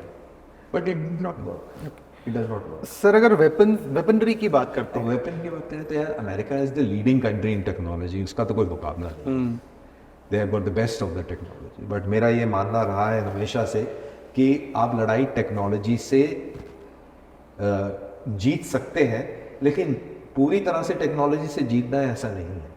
और इसका उदाहरण हमारे पास 1965 की जंग है, जब पाकिस्तान के पास में दुनिया का बेस्ट टैंक था, जब पाकिस्तान के पास दुनिया का बेस्ट फाइटर एयरक्राफ्ट था, जब भारत के पास वर्ल्ड वॉर 2 के टैंक्स थे, जब भारत के पास सैनिकों के पास राइफलें वर्ल्ड वॉर 2 की 303 थी जो पुलिस वालों के पास होती हैं, और पाकिस्तान की फौज में सेमी ऑटोमेटिक और ऑटोमेटिक में क्या थी। हमारे टैंक्स मैंने बताया कि वर्ल्ड वॉर 2 के थे। हमारे पास फाइटर जेट्स मिग 21 6 या 7 थे, आए थे, उन्होंने लड़ाई में हिस्सा भी लिया। पुराने जहाज थे, इतने मॉडर्न नहीं थे। तो इस सारे हालात में उनके पास में American best of the equipment था, हमारे पास नहीं था, लेकिन हमने फिर भी उनको हराया। तो यानी कि it is not the technology, technology नहीं है, उसके पीछे एक जज्बा है। और वो जज्बा अगर आज की डेट में एक मैं सोल्जर को डिफाइन करना चाहूँ, उसके इक्विपमेंट्स को बताना चाहूँ, कितना एडवांस्ड इक्विपमेंट इंडियन आर्मी के पास आ गया है, या आप चाहते हो कि ये इक्विपमेंट और आना चाहिए, ऐसे कुछ इक्विपमेंट्स जो एक सोल्जर के पास होते हैं, अपना हेड गियर, उसका वेपनरी। अगर आप आज की तारीख की बात करें, अभी मैं just about last year, I think last year ही था, मैं अपनी यूनिट गया था लाइन ऑफ कंट्रोल के ऊपर, अपनी यूनिट। अच्छा, एक हमारा एक और रहता है कि हम मरते दम तक हमारी यूनिट रहती है, हमारे रास्ते रहते हैं, हमारा आना जाना रहता है एक दूसरे के साथ में। तो मैं लाइन ऑफ कंट्रोल पे गया वहाँ पर, और मेरे को बड़ा अच्छा लगा वहाँ पे जिस तरीके के उनके लिविंग स्टैंडर्ड्स हो गए बंकरों में, जिस तरीके का उनका इक्विपमेंट हो गया, जिस तरीके की वेपनरी उनके पास आ गई, कल्पना से परे, और मेरे ख्याल से शायद at par with NATO forces, at par technologically. Indian soldier, infantry soldier, जो वो बेंचमार्क मानते हैं किसी भी सोल्जरली पैमाने का, तो इन्फेंट्री सोल्जर आज की तारीख में उसके पास में बेस्ट ऑफ द इक्विपमेंट है, वर्ल्ड का best of the equipment, you name it, and उसके पास में। तो मेरे ख्याल से ऐसा कोई ड्रीम वेपन या कोई ऐसी सिस्टम शायद नहीं है जो हमारे पास ना हो, जो हमारी परिस्थितियों के अनुकूल हमें चाहिए और हमारे पास ना हो। वो चीज़ हमारे पास आज की तारीख में है। We are absolutely unfiction. Top 3 guns या वेपन्स जो आपने यूज़ किए हैं या आप यूज़ करना चाहिए? देखिए मैंने, चलो ओके लेट्स टॉक अबाउट कि मैंने कौन कौन से हथियार फायर करे हैं, फिर उसके बाद में एनालिसिस करना बड़ा आसान रहेगा। एनसीसी में 303 भी फायर करी है, 7.62 बोल्ट एक्शन फायर करी है, ट्रेनिंग और सर्विस में सेल्फ लोडिंग राइफल SLR बहुत फायर करी है, इस्तेमाल करी है, LNG करी है, फिर इंसास बहुत इस्तेमाल करी है, AK-47, AK-56 और VZ9, आई थिंक VZ9 ही बोलते हैं उसको, वो फायर करी है, यूज़ करी है। ऑक्सटेयर वेपन भी यूज़ किया है। एक ऑक्सटेयर वेपन एक बुलपॉप डिज़ाइन का था, which was a captured weapon, लेकिन यूज़ करने वेपन्स को। और वेरी रिसेंटली 6 और को भी फायर करने का मौका मिला, क्योंकि लेटेस्ट वेपन है। AK-203 को मैंने फायर नहीं किया है। फिर 5-6 साल पहले मैंने दिमाग से क्यों उतर रहा है, वो स्पेशल फोर्सेस का इजरायली वेपन है, वो भी फायर किया। मेरे दिमाग में आएगा तो मैं उसका नाम बताऊंगा, उम्र के साथ साथ थोड़ी सी मेमोरी तो वेपन्स ये सारे फायर करें। और जो मेरे को बेस्ट वेपन लगा, और आज भी जब मैं अपने जब मैं यूनिट में अभी गया था, मैंने अपने जवानों से भी बात करी, तो जो बेस्ट वेपन जिससे बड़ा फील गुड कंफर्टेबल फील होता है, वो आज भी AK-47 के साथ होता है। AK-47 इतना रगडाइज्ड, इतना शानदार वेपन है, आप उसको आप आँख बंद करके उस पर भरोसा कर सकते हैं। उसको बोलते हैं कि आप पानी में डाल दीजिए और 2 आप साल बाद कीचड़ में डाल दीजिए, आप कीचड़ में डाल दीजिए, कीचड़ से सनी हुई वो निकाल के लाइए, फायर कर दिए, वो एक फायर करेगी, फर्स्ट क्लास फायर करेगी। बाकी सारे हथियार जो है रुक जाएंगे। बहुत आसान है कैरी करना, बहुत आसान है उसको साफ करना, बहुत आसान है उसको खोलना और जोड़ना। आंख बंद करके आप उसको खोल जोड़ सकते हैं, but it's a beautiful weapon. 1947 का बना हुआ वेपन टेक्नोलॉजी है, अगर उसमें इम्प्रूवमेंट होता गया तो बेसिकली जो डिज़ाइन है वो वही है। और अच्छा, AK-47 को AK-47 क्यों बोलते हैं? 1947 में, अच्छा, हाँ, उसका जो मॉडल था वो हाँ, अच्छा, अलग अलग है। 59 है, फिर चाइनीज वर्जन है AK के, चेकोस्लोवाकियन वर्जन्स हैं उसी मॉडल के, पोलिश वर्जन्स हैं, अलग अलग वर्जन है। बट जो बेसिक जो आप कह सकते हैं कि जो बेसिक जो DNA है वो बहुत ही शानदार है, मतलब बहुत ही ट्रस्ट। इसीलिए इंडियन आर्मी अब AK-203 लेके आ रही है, तो basically it is from the same year. Okay, because soldier faith, लड़ाई के अंदर फेथ होना बहुत जरूरी है, चाहे वो हथियार पे हो, चाहे इक्विपमेंट पे हो, चाहे आपके साथी पे हो। अच्छा, कौन सी special force, Russian, American, Indian, UK, आपको लगता है कि सबसे ज़्यादा स्ट्रॉन्ग है? जब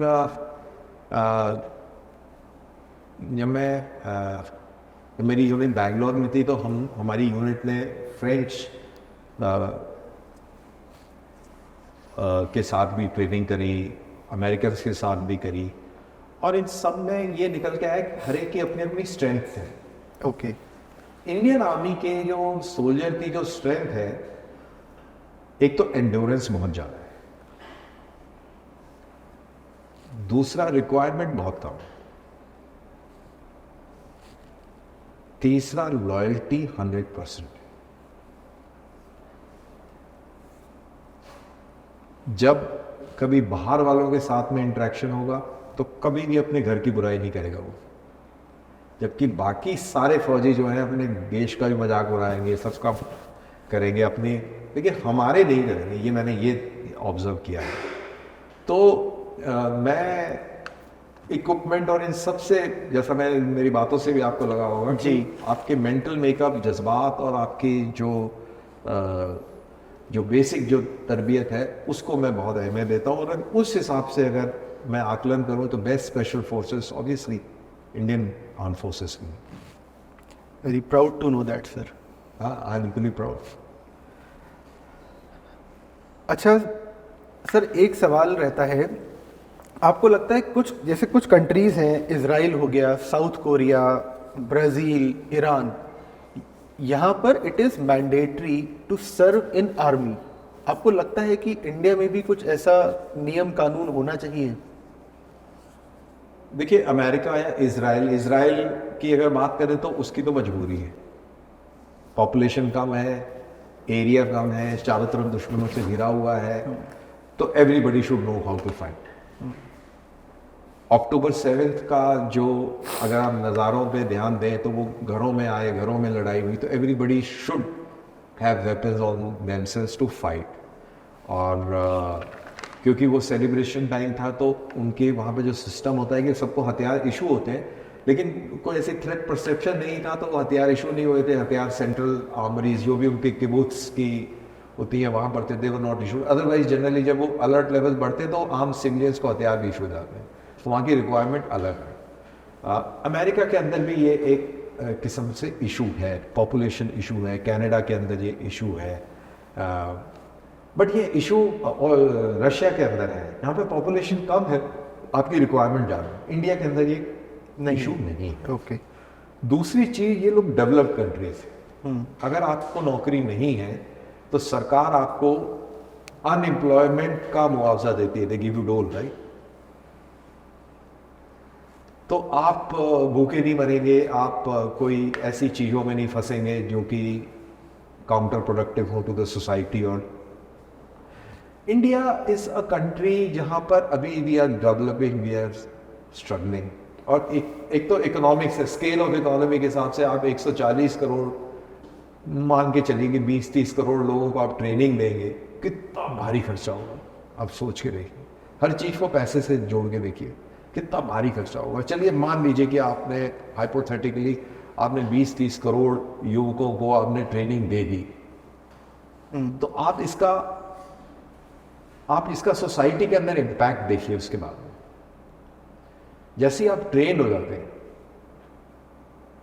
आपका एटीट्यूड, अप्रोच चेंज हो जाता है, आपका टेम्परामेंट डिफरेंट हो जाता है, बहुत सारी चीज़ों में बदलाव होता है। तो आई डोंट थिंक सो कि from economic point of view and from the society point of view ये इंडिया के लिए, इंडिया जैसे कंट्री के लिए बेनिफिशियल रहेगा कि यूथ को जो है उस पैमाने पर ट्रेनिंग दी जाए। अच्छा सर, एक ना बड़ा मज़ेदार सा इंसिडेंट अभी हुआ था। एक मेरे मित्र हैं, वो गाड़ी लेके जा रहे थे रोड पे, उनकी गाड़ी का एक मिलिट्री कार ने उनकी गाड़ी ठोक दी। अब कुछ हुआ नहीं, लेकिन मतलब मिलिट्री पे कोई एक्शन नहीं हुआ। तो मैं ये जानना चाहता हूँ, सिविलियन एरिया में या वैसे भी क्या मिलिट्री के लिए नियम कानून अलग हैं या वो मिलिट्री के लिए भी वही रहते हैं? देखिए, जो ट्रैफिक रूल्स है वो तो सबके लिए सेम है। अच्छा। इंडिया का लॉ एप्लीकेबल है, इसमें तो कोई मतलब इसमें तो कोई सवाल ही नहीं है। जब आप सिविल एरिया में हैं या जहाँ भी जो रूल्स आप वाले, जो लड़ाई वाले रूल्स अप्लाई नहीं हैं, जैसे मान लो कि आपको पता होगा नॉर्थ ईस्ट में या JNK में arm forces special powers act है या डिस्टर्ब एरिया एक्ट है, तो वहाँ पे नियम कानून अलग हो जाते हैं, बट ट्रैफिक रूल में तो फिर भी सेम ही रहता है, चाहे कुछ भी हो।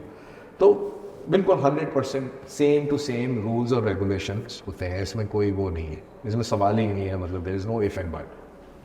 अच्छा, लेकिन आपने सवाल के पूछे, ये बड़ा इंटरेस्टिंग है कि मतलब नहीं क्यों? मेरे ये रियल इंसिडेंट है, मेरे एक फ्रेंड है उनके साथ ये हुआ। अब वो बड़े परेशान रहे कि मिलिट्री गाड़ी वाले, अब देखिए मिलिट्री कार की नंबर प्लेट अलग, उनका सब कुछ अलग, तो उसको पकड़े तो पकड़े कैसे? हाँ, अगर इस तरीके का कोई वायलेशन हुआ है तो अगर पुलिस को कंप्लेन करी जाए तो पुलिस चाहे तो पुलिस कर सकती उधर है। तक जा सकती है, ओके। लेकिन पुलिस कार्रवाई नहीं कर सकती उसके ऊपर। नहीं कर सकती। हाँ, ये बड़ा सिंपल रूल, बड़ा वो है कि अगर मिलिट्री यूनिफॉर्म में बोनाफाइड ड्यूटी में मिलिट्री गाड़ी चलाते हुए अगर कोई MACT केस होता है फिर तो अलग चीज़ है। MACT मतलब मतलब? कोई एक्सीडेंट हो गया जिसमें कोई सिविलियन मारा गया, अच्छा। तो MACT केस होता है, तो उसमें अलग एंगल होता है। बट अदरवाइज जैसे मान लो कि रॉन्ग साइड से चला गया या कुछ या ट्रैफिक लाइट वायलेशन हो गई, तो उसमें आप नहीं कर सकते कोई। अदरवाइज ऑल्सो भी except for rape and murder and MACT जो मैंने बताया, जो मेरी मिलिट्री लॉ की जो थोड़ी सी जो नॉलेज है वो ये कहती है, इन 3 चीज़ों के अलावा और बेसिकली मर्डर एंड रेप के अलावा आप किसी फौजी को हिरासत में नहीं ले सकते।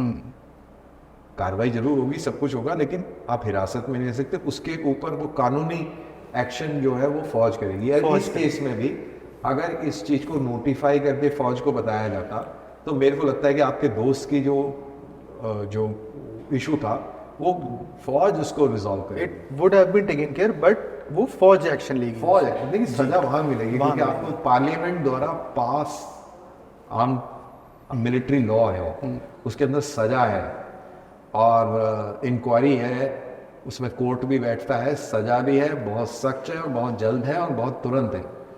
जब तक आप अगले दिन या एक हफ्ते के बाद अगले वीकेंड में आप जब गाड़ी आपका दोस्त उस रोड पे निकले, तब तक तो इतनी भारी कार्रवाई हो सकती है कि आप उसको अंदाजा भी लगा सकते हैं कि यार इतना बड़ा काम भी हो सकता है क्या। It's so serious, army is very serious on discipline. अच्छा, इंडियन कोर्ट में infidelity, extra marital affair crime नहीं है, मिलिट्री में भी ऐसे ही है? हाँ, ये बड़ा इंटरेस्टिंग सवाल है। Extra marital affair is very much a crime in the military.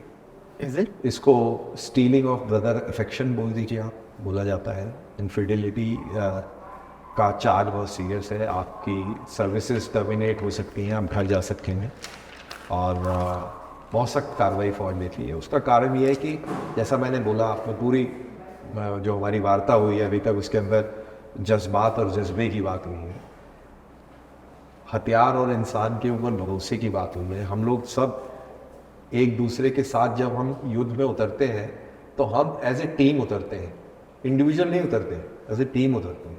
तो जब हमें एक दूसरे पे भरोसा नहीं होगा, जब हमें एक दूसरे पे शक होगा, जब इस तरीके की घटनाएं होंगी, तो हम दुश्मन से नहीं लड़ेंगे, हम आपस में लड़ पड़ेंगे। और हम लोगों के पास में दुनिया भर का असला होता है, पूरे दिन हम इन्हीं चीज़ों में रहते हैं।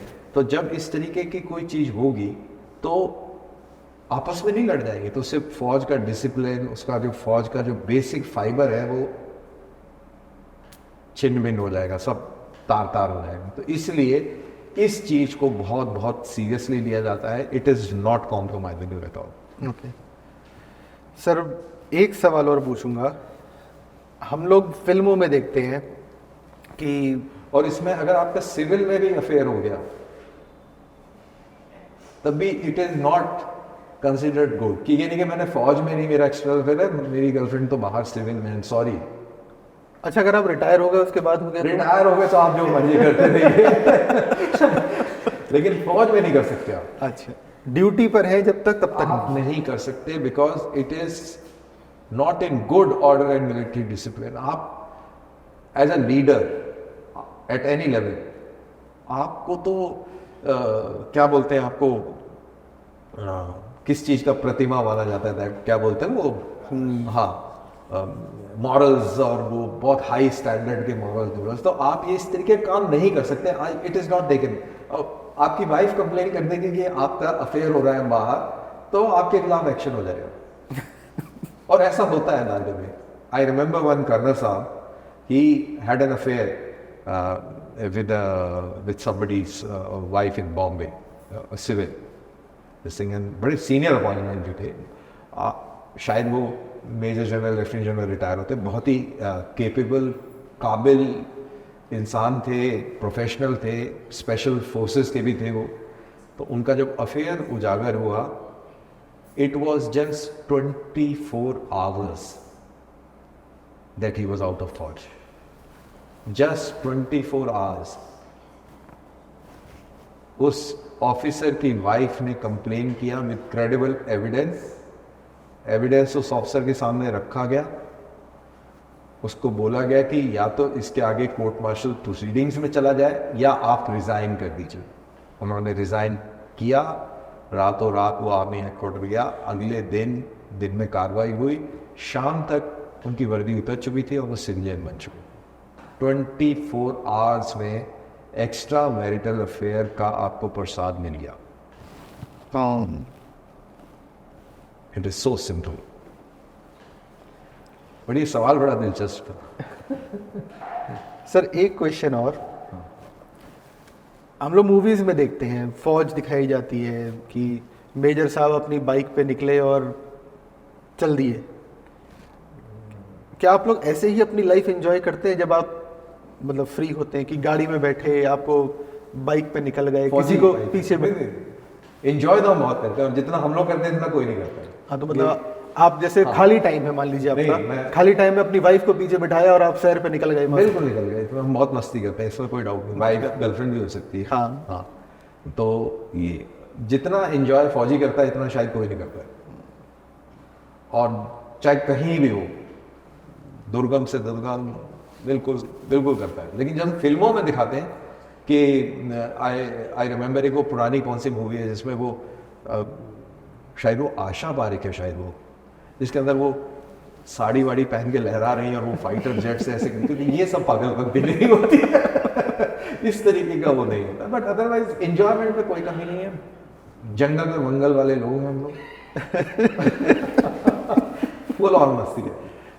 ओके सर, आपसे बात करके बहुत मज़ा आया। Thank you so much for coming. बहुत बहुत शुक्रिया आपका। Thank you Okay, for inviting. जय हिंद।